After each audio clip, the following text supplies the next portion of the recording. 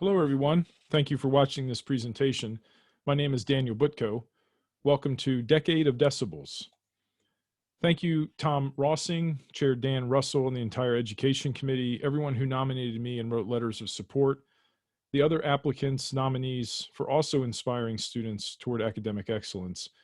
This is a massive win for the students, for OU, for me, really much appreciated.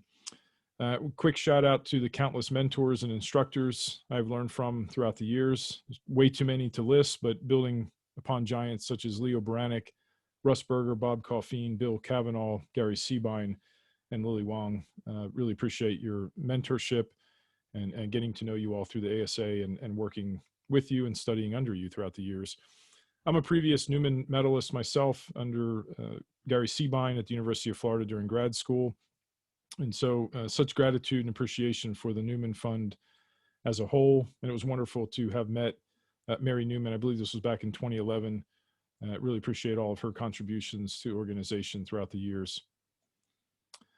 It all began with Legos for me, interest in music and making, and then carrying that forward even with my own children and students. Here we are at Kaufman Performing Arts Center a few years back. Brian Wilson, Al Jardine, full band performed Pet Sounds live. So it was wonderful memory and connection there with music and making as well. Looking back to high school, I give props to Mrs. Burgess. She was my academic advisor. She nominated me for the Disney Dreamer and Doer Award for curiosity, confidence, courage, and constancy.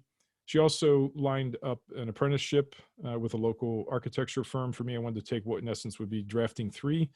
In my junior year, it wasn't offered, so that really opened up some opportunities to get some experience at a relatively young age.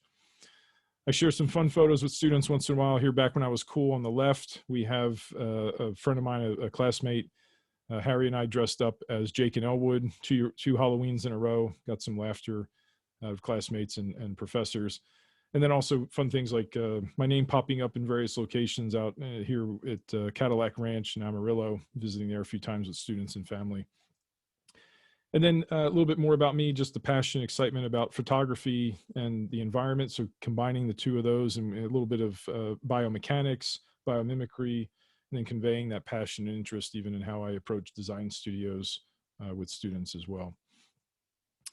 I mentioned about studying acoustics with Gary Seabine at UF. That led to an adjunct position at UF focused on environmental technologies topics, which included acoustics, and then also a dedicated acoustics elective at K-State when I was practicing out in Kansas City area. So I would commute to Manhattan back and forth.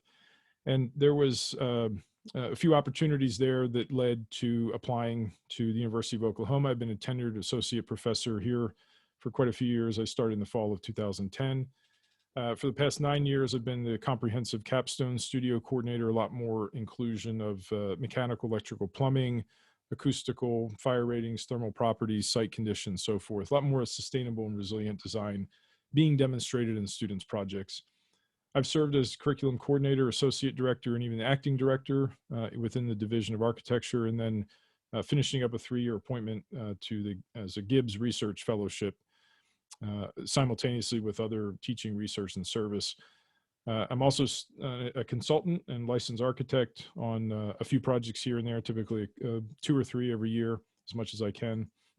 Had the opportunity a few weeks ago to present a continuing education session to AIA Central Oklahoma focused on architectural acoustics, and always recommending that they hire an acoustical consultant on projects to be able to take care of concerns when it relates to the aural environment. My passion is for people to understand architecture in a way that encourages, edifies, educates, entertains, and evokes response from occupants. I also tell students constantly architecture is collaborative. There's so many different and varied topics and disciplines involved, and that we really are approaching that as a collaborative effort across the board with design and construction and even occupancy type issues on buildings, post-occupancy. Good ideas come from everywhere. It's more important to recognize a good idea than to author it. What a wonderful quote from Jeannie Gang, as that relates to partnerships with industry, colleagues, and students. So throughout the years, I've been honored to work with amazing organizations and companies who have really supported my teaching and research, and then also the kind of a two-way street of learning from each other. So much appreciated. Since I started OU in the fall of 2010, I've taught 50 courses, over 1,400 students. That includes some summer courses as well. There's really a variety of different courses that I've offered, some of them being a lot more introduction to design concepts and sensibilities, to then a lot more technical and material science and materials and methods types of courses, which really helps introduce acoustics in a variety of different aspects too. The pedagogy, how I teach, there's a variety of different ways of conveying information, different learning styles that students have. And so also trying to make it where there's more variety so that we're in and out of the classroom settings and having a lot more experiencing acoustics overall. Some great social media posts that really capture and really disseminate that content out to a broader audience for people to see where students are visiting, taking measurements, student recognition for work they've done in the acoustic realm. Quick discussion and chat here about the Sound of Shape Space. So that dedicated acoustics elective I've been offering since spring of 2011.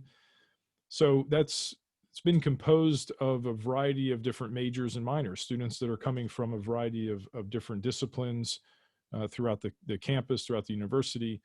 So that really opens up through this Gen Ed course a variety of different ways to introduce acoustics and then even learn from them. So there are different areas of interest and their knowledge base and skill sets as well. Relating this back to Vitruvius, characterizing it as sound propagation similar to a wave from a pebble cast into a calm pool of water. So referencing back and seeing that visual component, helping students see how sound propagates through air and materials. And I believe most students do not really listen to their surroundings. They may hear, but do they really listen? All too often, the architects of tomorrow are wearing earbuds today. So there's a challenge in introducing them to these topics, especially all the different subsets with the ASA. So introducing this to students very early on and showing them that there's way more than the architectural acoustics component to what ASA offers. And it's been quite an honor to nominate students throughout the year. So we had 5 OU students since 2011 win and be awarded the Newman Medal. So a great accomplishment. So proud of what they've achieved. Some of you all might be familiar with this. Is usually a recording used for ease oralizations, but I look at it as some poetry, introduce this to students so that they immediately see how vital it really is to daily life, this topic of sound that we talk about. Where we look at spaces, the built environment. So as soon as we put architecture there, it changes the interaction of how sound relates to us and to those materials, how much of it is obviously reflected, diffused, and absorbed. And we're looking at the shape of those spaces, the volume of the space, and also the materials. So the NRC values, the STC, the NIC, all these different ways of collecting the data so that we can understand it and talk about that content. The announcer's test, if you're not familiar with it, it originated in the early days of radio broadcasting around 1920. So in the spirit of cumulative repetitious content, it's a test given to broadcasters to help them work on diction, muscle memory, breathing techniques, etc. Jerry Lewis made it popular, so perhaps you've seen him run through this, but that's looking typically at one hen, 2 ducks, 1 hen, 2 ducks, 3 squawking geese. And then it goes on to a list of quite colorful adjectives, and this is all to be repetitive content. And I tie this in as an icebreaker and something fun to share with students, but it really does teach them a lot about the repetitive nature and learning through that and having some fun with it too. We're experiencing acoustics, we're taking field trips, we're talking to consultants as much as possible, understanding how they practice and handle real world conditions. Some great quotes from course evaluations at the end of the course, seeing the connection with finishes and the space itself and how sound interacts, the different types of wood, mounting techniques, how it influences acoustics of the room, similar to a musical instrument. My favorite of all time, it is this class's fault that I am now annoyed by every undesirable sound in every space I am in. So mission accomplished. I really appreciate that comment. Running through just really quick examples, recordings. Thank you to Lily and everyone at the Newman Fund for posting Bob Newman's recordings, just getting into those. We found some videos on YouTube with Dick Bolt explaining sound waves and air, great resource there as well.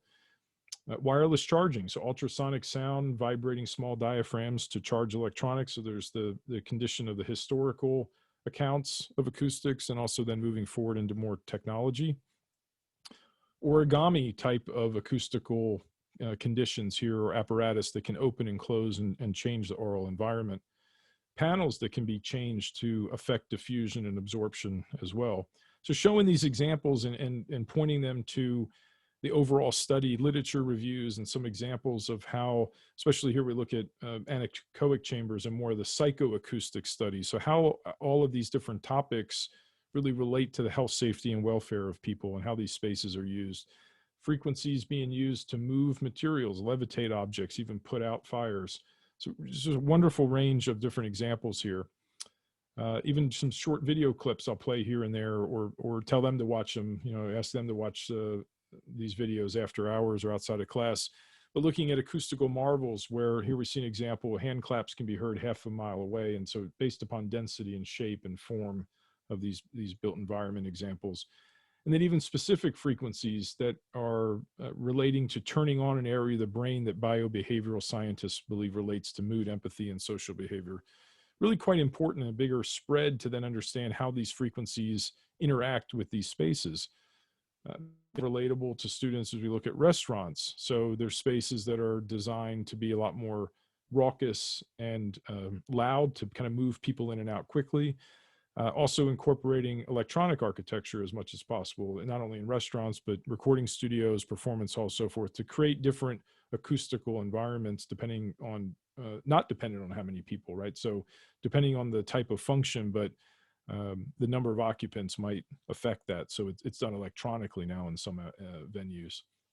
So students really learn through that process. Also watching little videos like this, the PBS series, How We Got to Now, Measuring Sound.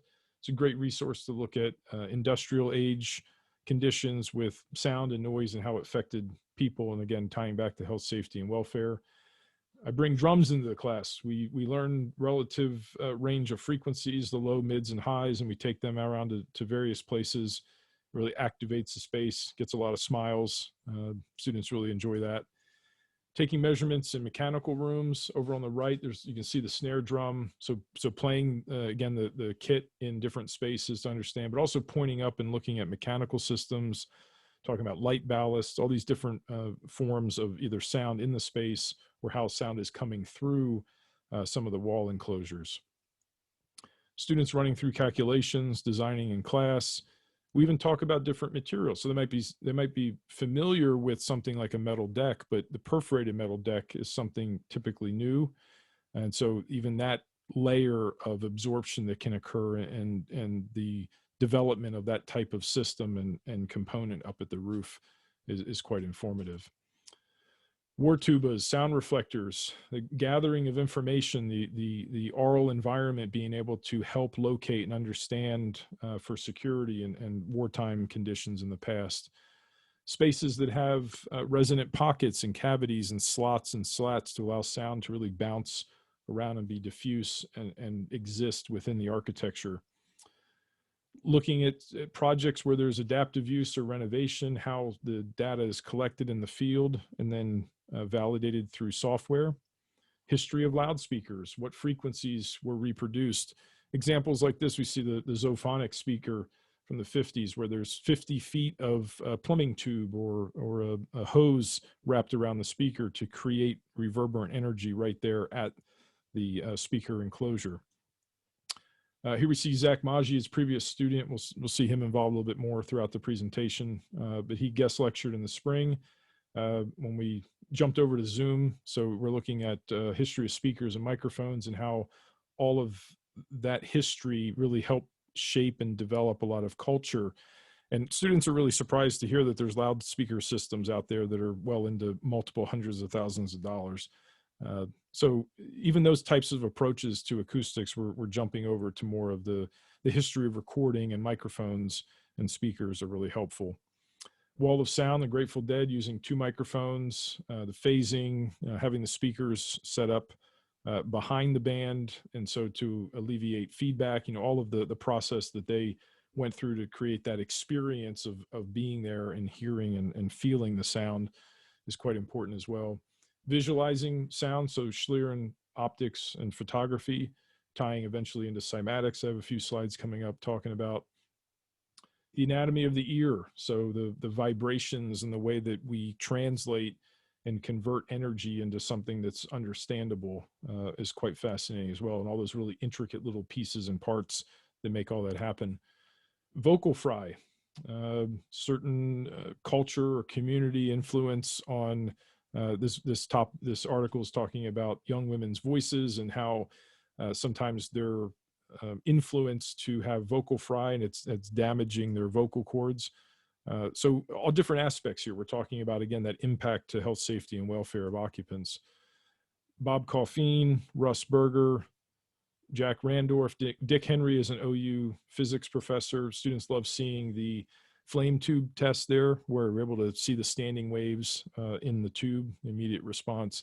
So really learning from a variety of different experiences here. And in the spring, we also had a Centec. Michael Badarian visited and presented on how they approach some projects. So much appreciated there, and definitely learning a lot through those conversations. We do a lot of precedent studies and referencing projects that are quite well known. Some of them are sometimes well known for the variety of different processes they've gone through to adapt or change or to really get the acoustics correct in the space.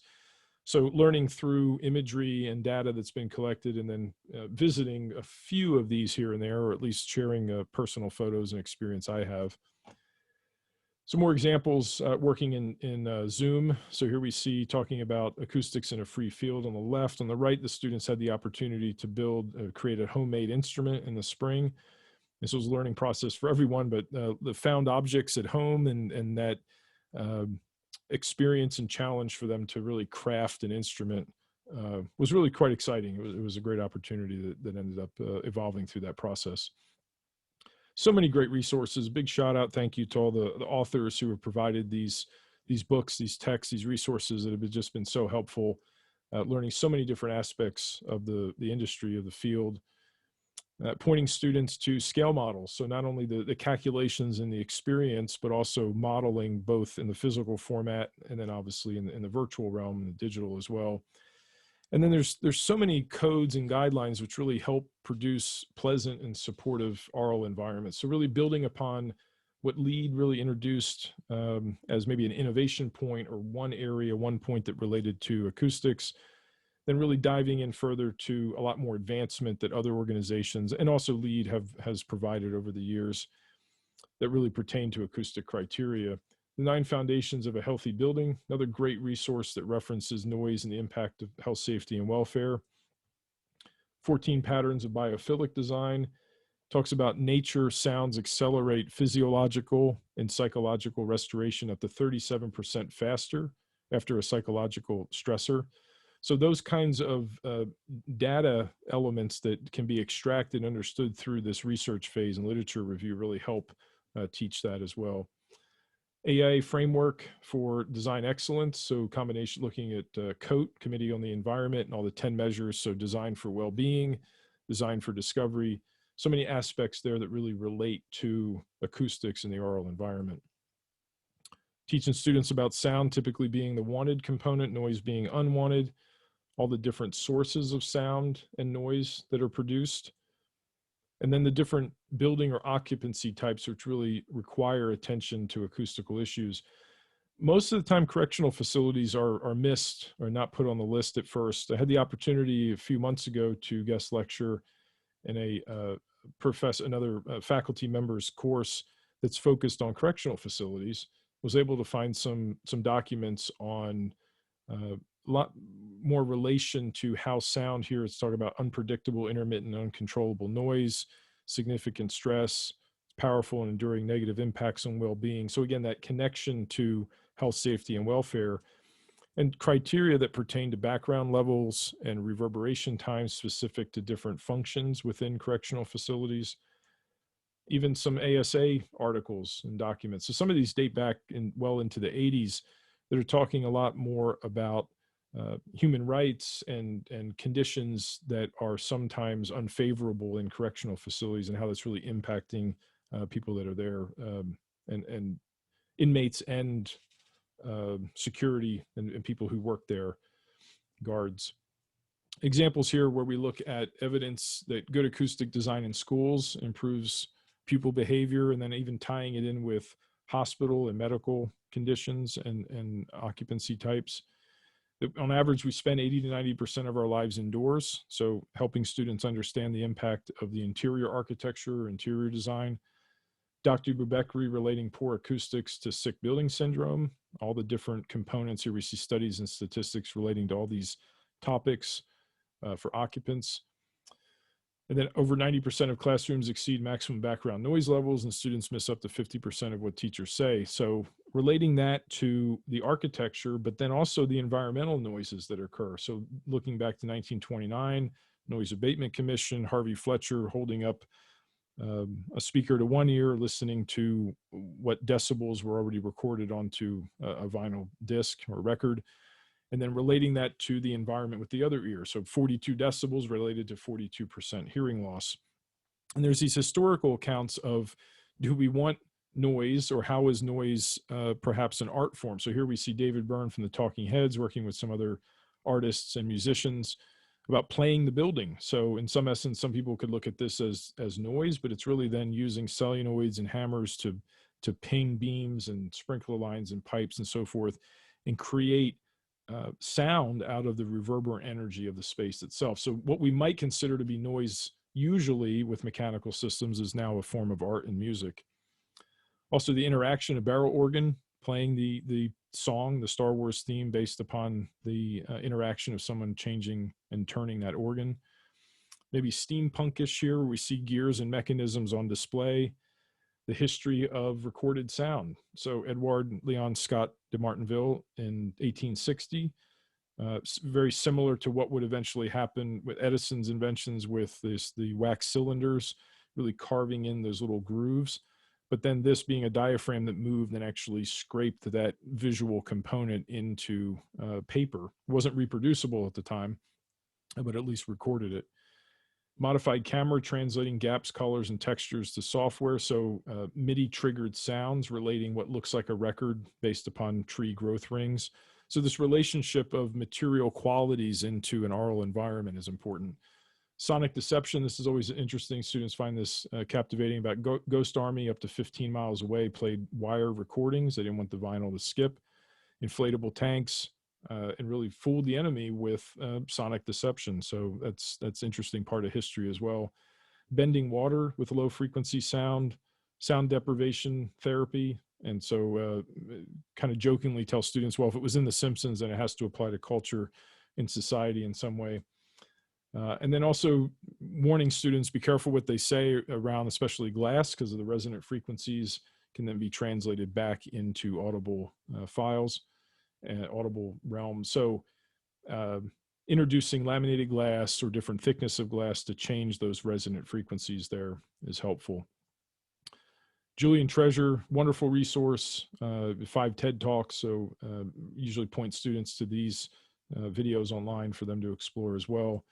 And then sharing some examples of spaces I visited. So Music Rheinensaal in Vienna, not only mentioning obviously the articulation and the shoebox shape and the proportions, but the fact that all of the seats go down into the cavity below the floor on New Year's Day for a dance or a ball there. And the rest of the year, you're pretty much sitting on an acoustic guitar resonant chamber. So that's a great teaching tool. And the binaural sense here that we see in Notre Dame and Ronchamp, between the right ear there against those really faceted chamfered heavy concrete wall versus more of the left in the open space. Meyerson Symphony Hall, the opportunity to take students here a few times. I believe it's a 4-ton overhead canopy that was designed to move up and down and tilt and create different intimacy, like if you want chamber music or just different acoustical environments. So it's a great learning tool. Paris Opera House, looking at a sectional model here showing the distance from the street or the entry sequence moving in all the way to this really nestled egg within the center of this overall structure. No more than 100 feet away from the stage, the scale of the fly loft. All this is quite important in overall design for students to learn. Even providing more intimacy and segmented areas within an open volume. Courtesy of Russ Berger, here we see Whitney Houston's previous studio on the left, on the right, Blade Studio. So talking about setting a mood and character through materials and lighting and the shape of the space. Herzog and de Meuron designed the Elbphilharmonic in Hamburg, Germany. And here we see the famed acoustician Yasuhisa Toyota looking at all those little CNC milled panels. And really then teaching students about the crafting and the shape of diffusion in these spaces. And then relating that to 333 feet underground. So here in Tennessee, there's this location that's all natural stone, providing the diffusion there as well. Another Russell Johnson project other than Meyerson I showed, who KKL in Switzerland. So again, flanked by a reverberant chamber all the way around, and looking up close at those panels, understanding how sound interacts. So we have the reflection or diffusion, absorption, and then transmitting sound through it as well. Looking how fast sound travels through different materials, especially when we're talking about building materials, and then how we delay the amplified or the public address type systems because it's instantaneous through those materials, through those lines. Looking at both the exterior, external form of sound, so isolation acoustics versus room acoustics or internal, interior type acoustics, and how we're designing for both of those conditions in these spaces. Charts that help us understand STC and fire ratings, so more layers, discontinuities, mass, all of that makes a difference, obviously, with STC. And then relating that to what NIC and OITC produces out in the field. STC values on the top three are all the same. IIC obviously changes drastically because of the cushion and the carpeting. Pointing students to USG Design Studio, being able to see fire ratings and assemblies, acoustical ratings defined there. Good sight lines equal good sound lines, referencing back to Greek and Roman theaters. Materials, distance, size, seat raking, all of that matters in the overall design. Chadney is credited, obviously, with the Chadney plate, but this idea of inducing sound and creating a visual component, obviously through Cymatics here, it was really studied a lot with experiments by Leonardo da Vinci, Galileo, Robert Hooke, Sophia Germain. All of them experimented and developed ideas here where we're seeing the sound induced into a material then can translate this pattern or this geometry through the salt or the sand on the top. And then even looking at an opera singer hitting certain frequencies and breaking the glass. So there's that modulus of rupture that happens obviously after modulus of elasticity. Then we have the cornstarch monster and the non-Newtonian materials. Destroyed a few speakers doing that, but it's fun. It's a great example. And then we have this biomimicry or this imagery that's created as well that can be used as a pattern. The history of Wallace Sabine and his students understanding, exploring reverb time calculations, them being excited to see one of the actual cushions on display at Riverbank Labs. And so their museum and library is a great resource to be able to bring back some of the notes and photographs I took there to share with students. I usually play little videos or clips to explain what reverberation is, and you hear that persistence of sound. Then students go around into spaces shouting, "Reverberation is the persistence of sound," and then whoop and clapping in spaces. So they really immediately begin to activate it acoustically and have that response. Looking at charts where we see absorption coefficients, NRCs on display, so we understand if they're reflective or absorbing. And then relating that back to material cut sheets or manufacturer cut sheets here, we see the differences of mineral fiber and fiberglass, depending if walls go to deck, if it's an open plenum. So all of that gets demonstrated now, like in Design 7. I'm actually currently teaching Design 7 now, where in wall sections and even in mechanical system selection, they're understanding that frequencies, lower frequencies with the air handling unit, then the mids going through ducts and the highs at more of the diffusers. Distancing, different materials like this, and designing spaces and ceilings all matter. Shaping the overhead condition, raising the audience, raising the stage, contouring the overhead condition. So a variety of different references, textbooks, these images were taken from. And then even looking at crafting this exterior condition of the enclosure of the building. So how light can interact and bounce, but then that actually affects and interacts with the acoustical properties of the space as well. And then not only crafting the plan to be able to have useful reflections back into the audience, but then looking at the sectional quality. So there's this folding that happens between plan and section that really then help us understand about tapering and contouring and providing a lot more understanding and definition to the shape of the space. And then even helping students understand where you can equalize a space, and just like relating it to a 31 band equalizer and showing them how there's notching and filtering that can occur with mounting techniques and open pockets and cavities versus then filling them with a fibrous material. Teaching them not to have parallel walls, obviously to prevent flutter echo or to have some articulation to the wall surface itself. But perhaps then if it's splaying it, it provides an opportunity for mechanical chase or a small storage area or so forth. Like, so how these additional spaces could be utilized. And no multiples of dimensions, obviously, to avoid standing waves. And then having these almost like cheat sheets looking at how they can reference back to look at reverb times and STC values. And then teaching students, typically they want an A in the course. So that's how I teach them to remember A weighting is what we hear versus C or flat. So these little resources, I think, help reinforce it, similar to like the announcer's test earlier, right? That repetitious component to it. I've had the opportunity to present at a variety of different courses, large, small, doing RTA live, getting interaction with the, I almost said studio audience, right? But it's interacting with the students out in the audience to see the smiles and the excitement, and they have that immediate interaction there with what's being shown on the screen. Even presenting at Career Day for an elementary school, OU Mini College for, it was like 1st through 6th graders, and then also Scout Merit Badge. So introducing architecture and architectural acoustics at a young age. Also had the opportunity to lead an acoustics workshop at Clemson at a Community Built Association conference, presented there a couple of years back, and also taking some measurements in a space where they did a installation. A few students have presented at the undergraduate research day. So here's Colin Abdallah a few years back, and then Zach Maggi I mentioned earlier, also presenting at the undergraduate research day, and with me in December of 17 at the ASA conference in New Orleans. We take a lot of field trips. So visiting, here's ETS, not only just listening to the space, but looking at the spring isolators, visiting music stores, little opera house on campus, looking at the materials that are used there, realizing there's some mesh up there that sound actually goes through and gets absorbed, which they didn't realize before. Tulsa, center of the universe, the smiles say it all, the sound focusing, the amplified sound. I was really surprised by that. Also taking measurements on campus, where here's a cyclist that's just going through, leaving the parking garage, going through campus, and then being approached by the class here with sound pressure level meters. So learning through all that as well. Taking measurements in the library, in the reading room and so forth, and translating that anecdotal approach into actually quantifiable data.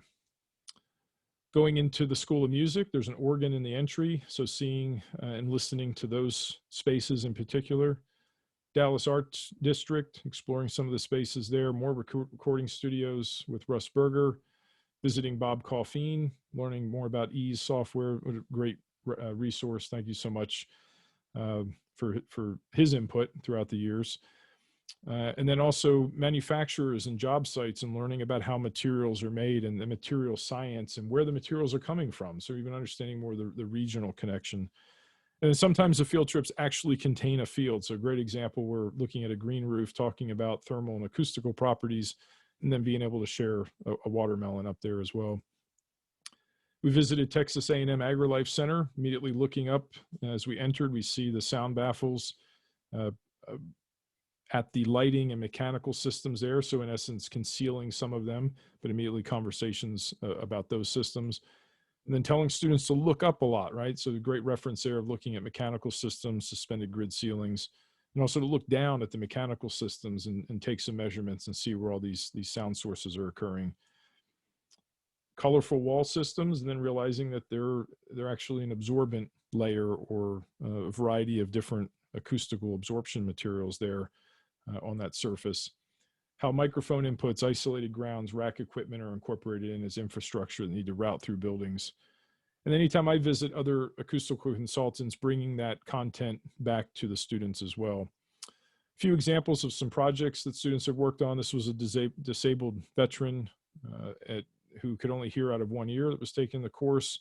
He was deaf in one ear, and he created some birch loudspeaker enclosures.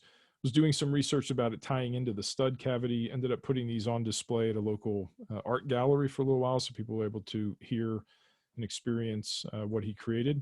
A few examples of studio work where students were using overhead panel conditions to really create the overhead condition and craft that. Looking at a few entries into the student design competition over the years where there's adaptable acoustics, how they're understanding percentages of reflection, diffusion, and absorption that occur throughout the space. And then even tying back to some examples where we see lighting and acoustics tied together in panelized systems. And then taking elements like this that were diffusers or space couplers, and then transferring them to something that's a different scale. So using something that was architecturally based for an interior design in the acoustical realm, and then creating it to be something that's more of an enclosure at a totally different scale in the architectural studio setting. And then translating those types of concepts into something that was created in the creating making lab as an element that could be on display for lighting and acoustical diffusion. So perhaps something that was modular that could be installed in various locations within the studio. Visiting Thorncrown, experiencing the acoustical parameters and characteristics of that space, learning a little bit more about the history of the town, and then developing a creative arts center there that incorporates a recording studio, performance center, dance hall, media center, and so forth. So multi-story, dealing with a lot of environmental noise issues, and seeing a few examples here of how students really crafted this infill project with the existing conditions and to make this vertical building possible in that environment. In Design 7, we typically assign a project called the Resilient Education Architectural Learning Center, so a real center, looking at all of the different environmental and resilient design concepts, site integration, ecology, lighting, acoustics. I mean, the list goes on and on. So there's a variety of different components there. And then students' results and how they're demonstrating this content. So we see a variety of projects here where they incorporate acoustics as much as possible, both the environmental plus the room acoustics. And then examples where they do what we call a knuckle model. It's usually about 12 inches cubed, somewhere in there, maybe a little bit larger. But that's really exploring how all these materials come together and demonstrate structure, enclosure, mechanical systems, and then really even relating that to fire ratings, thermal properties, and acoustical values. See a few more examples here. Some of these are undergraduate, some are graduate, and they're definitely then focusing on a lot of the environmental conditions, the MEP, and sprinkled throughout these presentations is a lot of information relating to acoustics, including this entry. Recently one was named the AIA Central Oklahoma Design Award Student Unbuilt category. So very proud of that student's achievement for the work that was produced in my studio a couple of years ago. And then how all this work gets showcased at the end of the semester and on display for everyone to see. So typically this is what a studio looks like. This was my Design 2 studio a couple of years ago. And then more so now designing and working through concepts online on Zoom. And it was wonderful to see this response a few years back where they're asking students, what year level did you find to be the most beneficial to your development? And fourth year had the most response. It's not always the case going through the course, but looking back, hindsight, it's wonderful to see those responses. I'm going to wrap up here in the next 5 minutes looking at some projects where students were able to really learn and work with the community. This is working with Habitat for Humanity on an earth and construction project where there's no prescriptive code for earth and construction. So we did a lot of in-plane, out-of-plane structural tests, compressive strength tests, worked with Habitat for Humanity to design and construct a wood frame house adjacent to a compressed earth block house, multi-year, multidiscipline, many students involved, and looking at some of the acoustical values, which apparently the Earth USA conference told me there was really never any published data on earth and construction. So this was relatively new. So that's exciting to know that that was some early documented or actual documented acoustical qualities there. And then even looking at a playhouse, so CASA, Court Appointed Special Advocates. This was a summer project in 2012, very quick time frame, very small budget, a lot of reused cypress and cedar that had fallen in an ice storm a few years back on campus. So we were able to utilize that, teaching students really to mill and develop design concepts live. So design build or build design, however you look at it. And while we were developing this, we knew that there would be some acoustical qualities based upon the twisting and the folding of these lifts, because it had to be modular. We had to set it up and tear it down multiple times before getting out to the raffle winner's location. But there ended up being a very particular acoustical presence in the corner of this space. Got a lot of press, publicity, coverage on it, which was much appreciated. When we look at the acoustical responses, a somewhat crude demonstration here back in 2012, but looking at how it's comb filtering or affecting the response frequencies that are coming back into the space itself. And there's this aha moment, this revelation and realization of what's actually happening in the space and how that's affecting the acoustical properties of the space itself. We also look at a few projects that I've been part of. So teaming up with Russberger Design Group a few years back, Dallas City News, we see some examples here of adaptive use for 1936 building. Palette of materials is really important to share with students, and then being able to take them on a tour as well so they could see this space. Another collaboration with Russberger is Booker T. Washington High School recording studio, where taking an existing classroom and really shoehorning in a recording studio and control room for 15 students to learn. Understanding a lot of the existing conditions, kind of the pile of spaghetti with the mechanical and plumbing conditions, and then really concealing a lot of that. And then teaching students about resiliently hanging systems and ceilings, again, the material palette, looking at the reflected ceiling plan here, and then taking students on that tour to be able to experience that as well. And concluding here, I just want to share a project that we've been working on for quite a few years. This is really exploring a lot of aerated concrete to get absorption and diffusion out of that material. So this has been presented in 3 different phases at ASA conferences, quite a few students involved, a few faculty on and off. I've been the main PI on this project, started in 2017, where we're really looking at the combination of diffusion and absorption within this material. So exploring a space on campus that is quite reverberant. The images at the top are actually videos that show that can be quite raucous, can hit well over 80 decibels into 90 decibels in some of these presentations, depending if it's multiple students presenting at one time or an isolated individual review. And the acoustics class in the spring of 17, starting out with some design ideas, looking at overhead conditions, developing maybe movable panels for models and drawings to be displayed. So capturing all of the noise criteria, the dBA, the mechanical noise below the room itself. I think this is fun looking at, we have short microphone stands and tall microphone stands, but really documenting as much as possible and gathering all these NIC values throughout the space. Understanding that the speech intelligibility is quite low, clarity is low, reverb is high.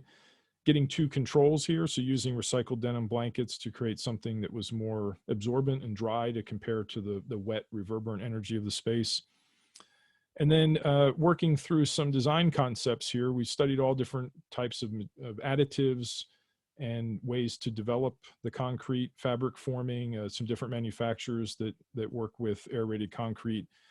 Doing a variety of different mixes with aluminum creates the hydrogen bubbles that create expansion and some voids and porosity.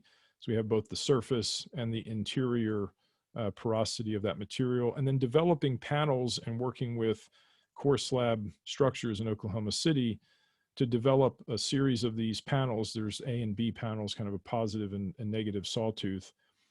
Then taking all of these panels to Riverbank Labs in Geneva that I mentioned earlier, doing 3 tests in the reverberant chamber, and resulting in a variety of different NRC or apparent NRC dealing with Sabins of absorption. plugging all those back into and understanding how they relate to just the impedance tube tests. We ran with Peter D'Antonio at Chesapeake, and being able to capture the content there that's just relating to the concrete material itself, plugging those values back into ease and all of those parameters being on the upward incline, and then relating those back into hypothetical installation within the space itself. So just a very simple rendering showing one application of these concrete panels in that gallery space. And then relating that to a variation of porosity and absorption. So increase of voids and then the increase of NRC based on just the concrete, then also the shape of the concrete adds some additional factor to that. Excited to recently find out that this research will be published, showcased in the ACSA TAD journal, open issue. So a great way to disseminate this content to a broader audience, and very happy also with all the publications that I've had with ASA. So really thank you for your time. Appreciate your being here. I'm happy to answer any questions you may have. And with that, I say thank you. Have an acoustically sound day.